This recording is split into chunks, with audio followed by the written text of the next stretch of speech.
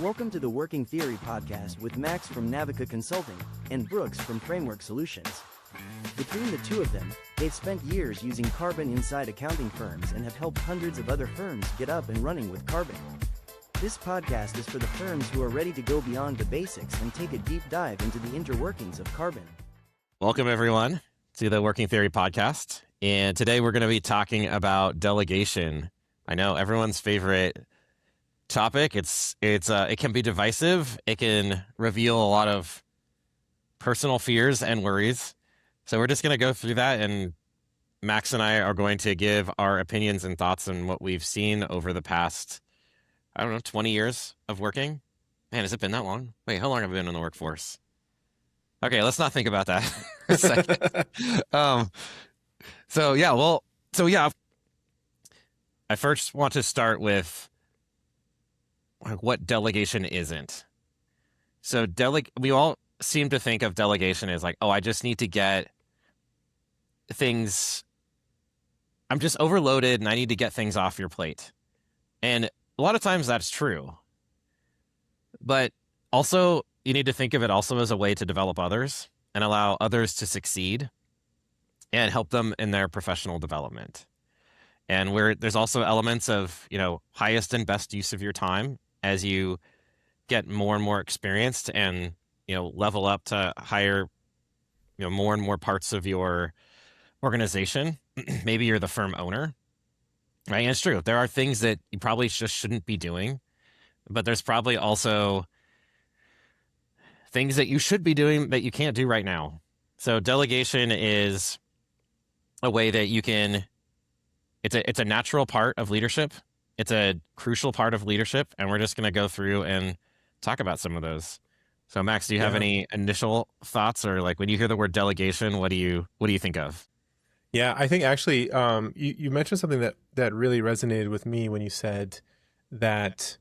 So how I would rephrase it was that a lot of times leaders in the accounting industry, they're delegating from a position of urgency, meaning they're too busy, there's too much on their plate, and so they need someone else to do this work, to cover this work for them. So they're operating from a position of need and urgency, and just being over capacity, and it's really hard. So it's really hard to do delegation well when you're doing it under the gun like that. And I think your point about the point of delegation being to develop your team is really important. And again, that's super hard to do if the person delegating just isn't able to really devote the amount of time. And if you think about it, actually, delegating for the purpose of development can take more time than actually doing the work, which is why it doesn't get done in the accounting industry, because we have this crazy cyclical work life where it's just too much work to get done. And then we take this deep sigh after April 15th. And then all of the productivity engines kind of start turning again as we get through extension season. And then we have this big climax again, that ends in October. And then we have the holidays, and then we're back on the hamster wheel again. And so where do you take more time out of your day to give work away? It seems like it doesn't pay off.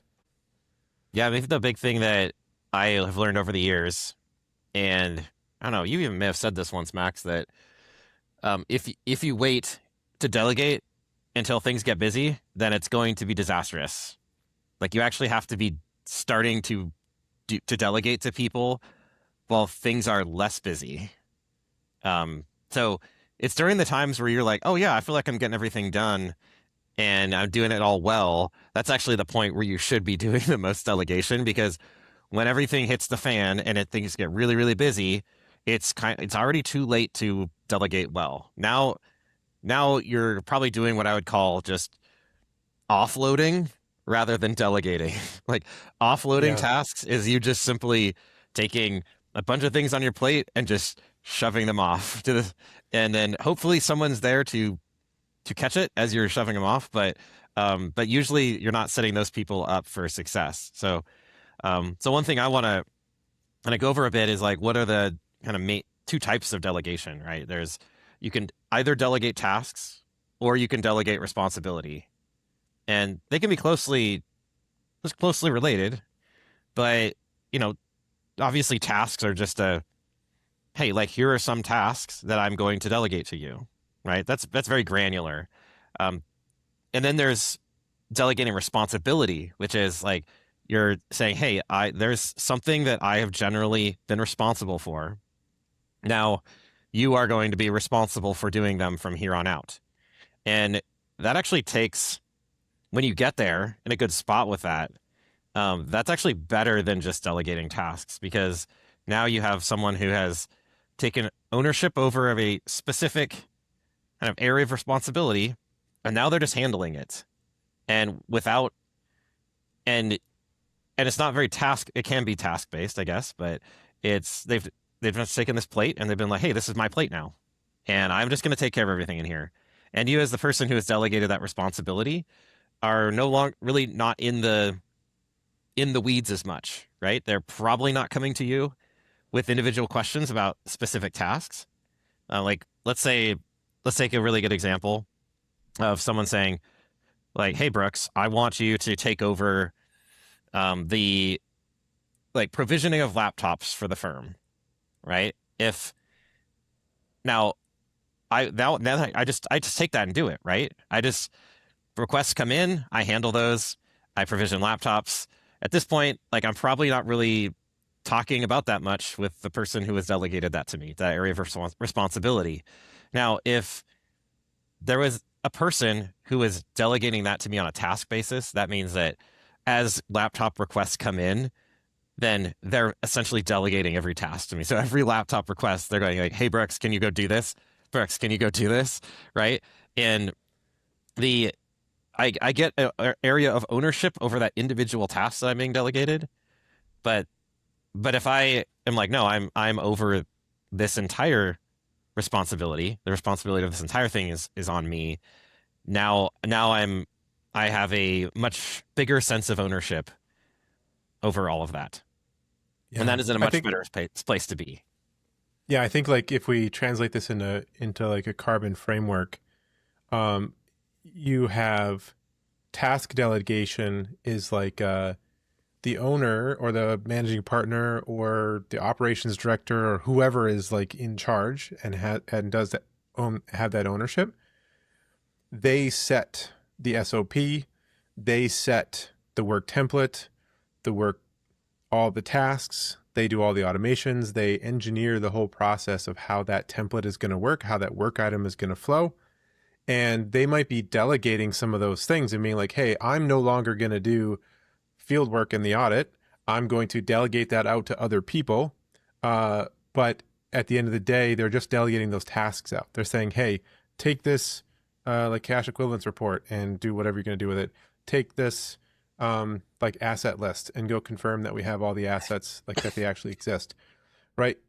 So that's kind of how Karbon is set up by default. And I think I've seen a lot of firms really take that approach, like, hey, I'm going to create these SOPs, I'm going to create this system, and then I'm going to be able to gain a bunch of my time back because I'm going to delegate all these tasks off. But I think what you're saying is that if you delegate the ownership, you're actually going to delegate the responsibility of managing how that template and how that work item actually functions one level lower.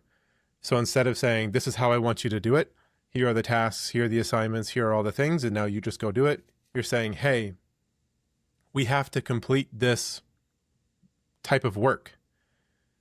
Here's an idea of how to get started, but I want you to be in charge. If we need to move a task up or down, I want you to take charge of that. Do we need to call the client 2 weeks earlier or later, or do we not call the client at all? We just send them emails, or do we send them text messages, or we don't send them text messages? Is text messages even a thing in our firm? Delegating the responsibility of actually designing and taking ownership of that whole process down one level is where you really truly start to unlock some of that owner mindset, and also some of that deeper training and development of how people think. Because just telling someone, so like to go to your laptop analogy, like telling someone like turn the laptop on, insert this USB, open this folder, click this thing, they may or may not pick up on what's going on. They'll be able to get the job done, but there's no way for them to know if they did it well or not. They just know that they did it by the prescribed steps. Yep, exactly. Yeah, and one book I read that someone told me I should read, and then I actually bought it for me. It's called the 1 Minute Manager by Ken Blanchard and Spencer Johnson, and it really opened my eyes because it was essentially like in the book. It's a really short book, so it's. I would hope so with a title like that. Exactly, I think it's intentional. But the book was basically saying like, hey, when you delegate or like assign tasks or even again areas of responsibility, like don't provide expectations, right? You don't just take a pile of paper and just dump it in someone's lap and go, hey, here, this is your responsibility now. Like, do give them some direction. Say, hey, I want you to do these things, and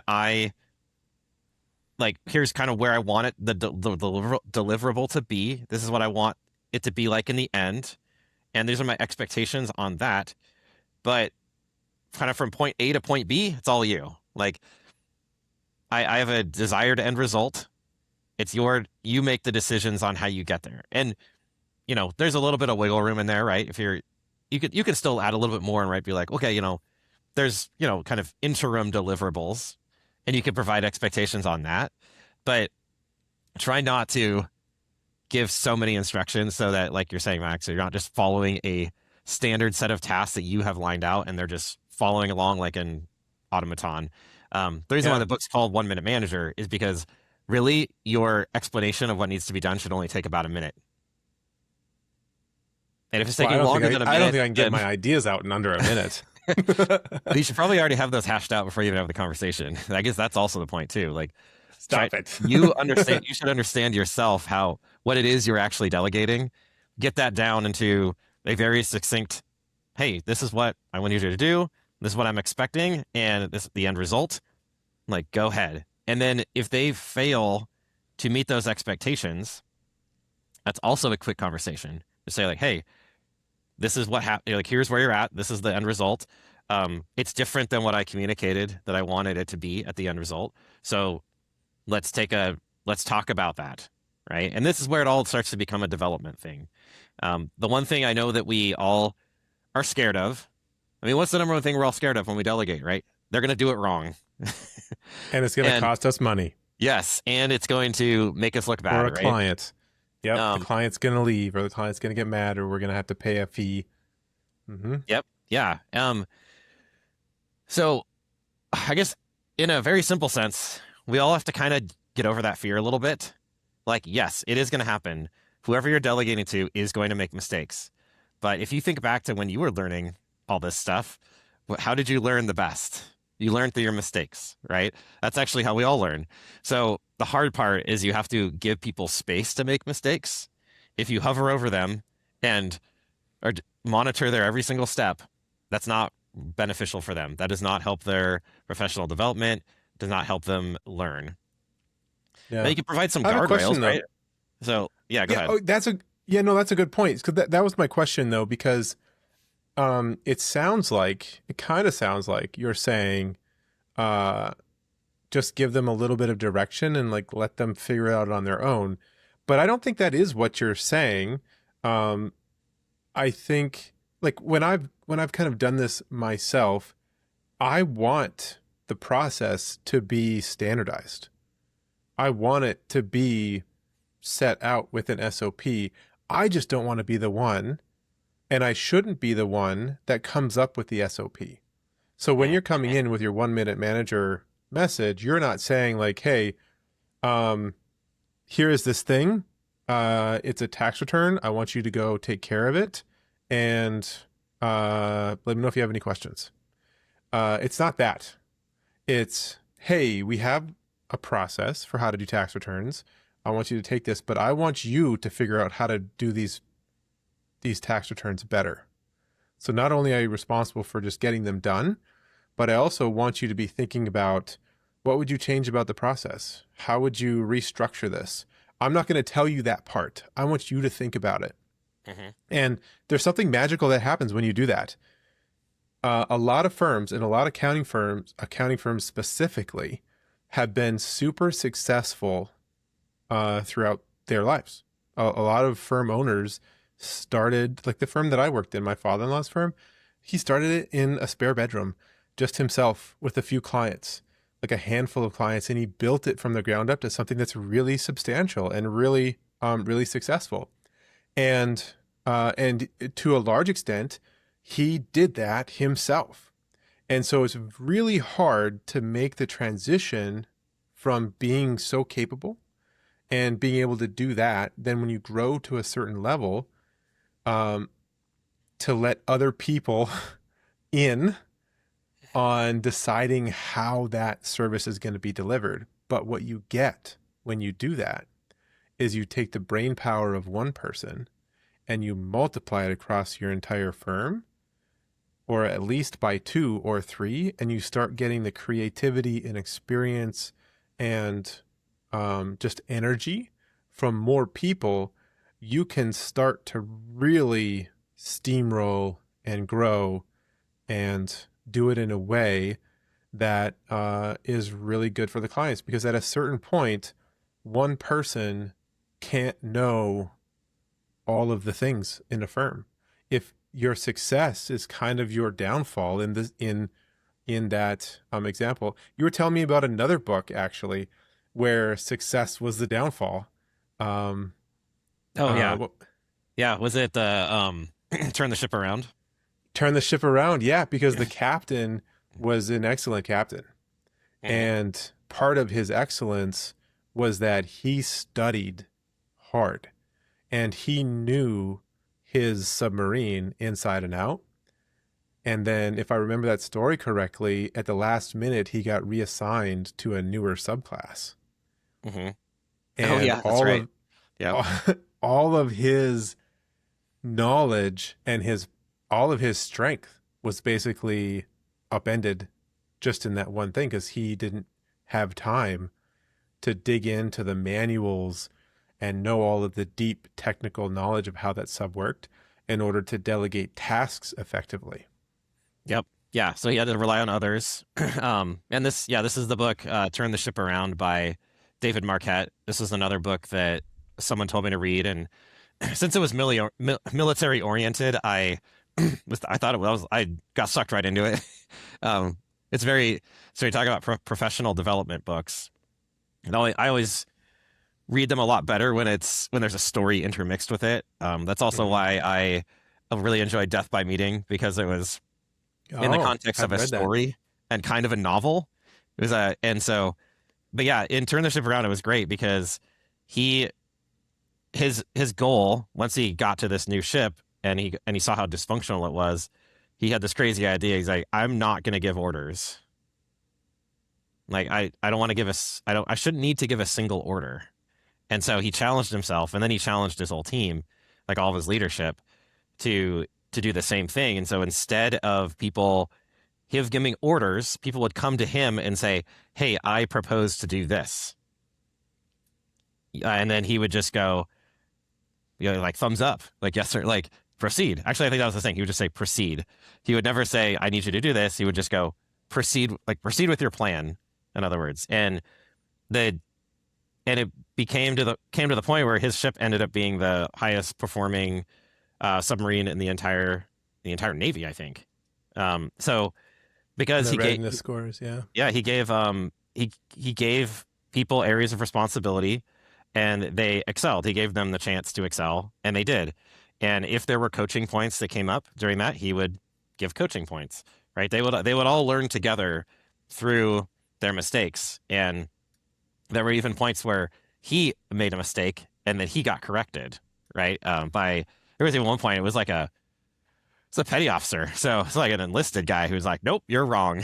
And he said, So he got to the point where he was like, what? How? And then he realized that if they had followed his the one time he made a command, then the ship would have like crashed or like ran aground because he had the direction wrong. So yeah, it's really, really that's a really, really good book. I encourage everyone to read it. It's like when you're talking about delegation, it's in my mind, it's way up there at the top. The thing too that I've learned with delegation also is that like if you don't delegate, then you're quickly going to be the person who's worrying about everything and managing everything, and then you're gonna find out like everyone else is going on vacation except for you, right? You try to get to the point where everyone can take vacation, including yourself. I was talking to a restaurant owner who had since retired here in Spokane, and I asked him like, "Oh, so while you were the owner, did you have a really good manager who was like taking care of things for you?" And he was like, "No, I could never get there. I was so worried about the day-to-day operations and theft and whether it would all happen correctly that I was there every single business hour the restaurant was open, from before opening to after close, and I never took a vacation because I had to be there." And I remember in my head going, that sounds terrible. Like that's like, and also, I mean, I think about the other employees too. Like they probably weren't learning much, right? Because you can't really learn much in that environment. If someone's always around telling you, "Hey, make sure you do this, make sure you do that," like then again, they're just no one's making their own decisions, and every decision is coming to you as the leader. And if you're ever wondering, like, oh man, why do people keep coming to me for questions? Like, why do they keep asking me? It's because you probably haven't delegated any decision-making authority to them. When I had my teams that I was leading, I would try to get to the point where I'd say, okay, well, if you're coming to me with a problem, I first want to hear your proposed solution before I even say anything. Like I am more your sounding board for decision-making than I am the person who's making the decision. Like again, like David Marquette did in the boat, it was more like you come to me and go, "Hey, here's the problem, here's my proposed solution." Like, and here's how I actually plan to do it. And I just go, "Yes, proceed. Sounds good." And so that's, sorry, my long-winded response to what you were saying, Max, but I don't know if you have anything to add to that. Yeah. Well, let's summarize this then and bring it home to the accounting industry. So if we're summarizing what we're saying here, we're saying if you want to grow and be successful in the accounting industry long term, and I would say at no other time has this been more prescient than now, because there's so much change happening in the industry. Leaders and the people with the most experience in accounting firms need to be free right now to think about, how do we handle AI? How do we utilize it? How do we maximize all of this great new software that we have to help us do these jobs better? Where should we automate? Where should we not automate? Where should we leverage all of this to push us further into deeper relationships, deeper human relationships with our clients? All of that takes a ton of creative thought and careful planning, and the people with the most experience in our industry need to be free to do that and not need to be crunching through 1040s on April 10th. And so I think if we're summarizing the whole thing, we're saying, if you're feeling this way, like everything is resting on your shoulders, identify someone that you can delegate some of your work to, but don't delegate them tasks. Think of yourself as their coach and watch them and work with them and help them do some of that ownership that you've carried along this way, and think through owning a process or owning a department or owning a section, or even maybe just owning a client relationship. And I love that. I had a boss in a previous life that basically said, if you don't bring a solution to me, all you're doing is complaining. And so I learned that like very early on. If I don't like something, then I bring like, here's what I would do. And so teach that. So just identify one person in your firm. And now that we're in kind of this lull during extension season, take some time, give them some ownership, coach them through how to make some of those decisions, and watch them grow and stumble and help them up. And then just try it and see what happens during busy season. See if you are able to develop some of that leadership skill into someone that can take some of those decisions off of your plate as things really start to get busy. Yeah, one thing you mentioned there that I thought was really good, and made me think of this, is that a lot of people think that if you're training someone to essentially do your job, right? That they will then know how to do your job, which then makes you irrelevant. So that's the goal. I was reading. I remember reading way back in the day. I was reading 21 Irrefutable Laws of Leadership by John C. Maxwell, and he specifically talks about this. And he said people tend to say like to lock themselves in a corner. Well, not lock themselves in a corner, but they like to be the only person who knows how to do something, right? So then they think, oh, this makes me indispensable. And he's like, no, what that does is it makes you unpromotable because you are the only person who knows. So they can't move you into any other position. So if you can train somebody, start delegating your tasks, start developing somebody who can eventually take over for you, now you can be promoted. Now you can go do something else. You can go the next rung up.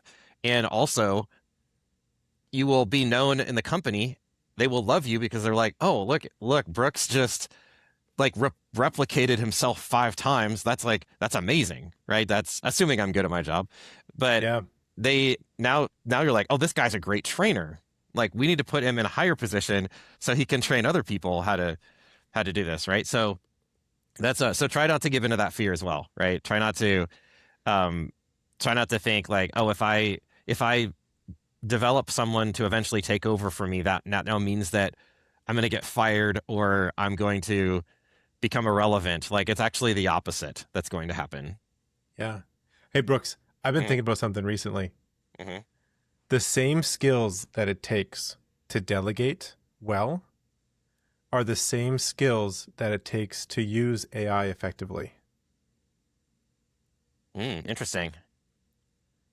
And a lot of what you just said, if you were to substitute AI in for the person, it could be the same thing. Oh, good we point. want AI to replace us. Because a lot of the work that we do is actually not super valuable. The super valuable work is the human-to-human relationship work that AI is not going to be able to do well. Even if it does well, it's not worth it, in my opinion. We want those relationships to be human-to-human. And so, so if for nothing else, the firms that know how to delegate well today are the firms that are going to be able to maximize the utility and the value that they're going to get out of AI, because it's just like delegating work to an intern. It's very similar.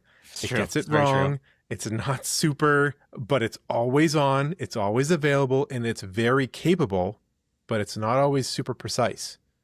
And so if you can learn to delegate, and same kind of thing, AI does really well with semi-structured information. So if you give it a set of rote tasks, it'll just automate the kind of the crappy way that you did it. But I don't know if have you ever had this experience where you're you ask a question or you're like, hey, I want to think through this problem. And then it comes up with a solution that you're like, yeah, that's actually really good. And I never would have thought of that. Mm-hmm. Yep. I've had that happen. All right. That's the last thing I have. Okay.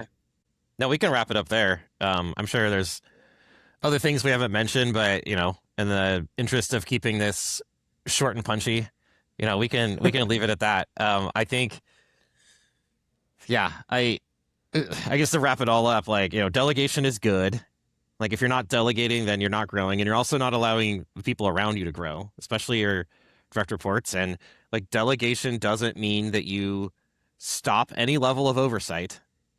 And you can still have some oversight, but also allow people to make mistakes. That's the only way they're going to grow. And allow people to develop just like how the people you worked for when you were younger allowed you to develop by making mistakes and learning from them.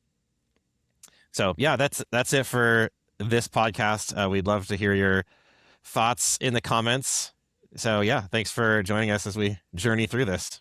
Yeah, let's hear some thoughts in the comments about Brooks just whipping out like 3 books and their authors off the top of his head. I like to read. I love it. Yeah, I like to read too, but I don't really remember authors ever, and rarely the titles of the books, but I remember the content.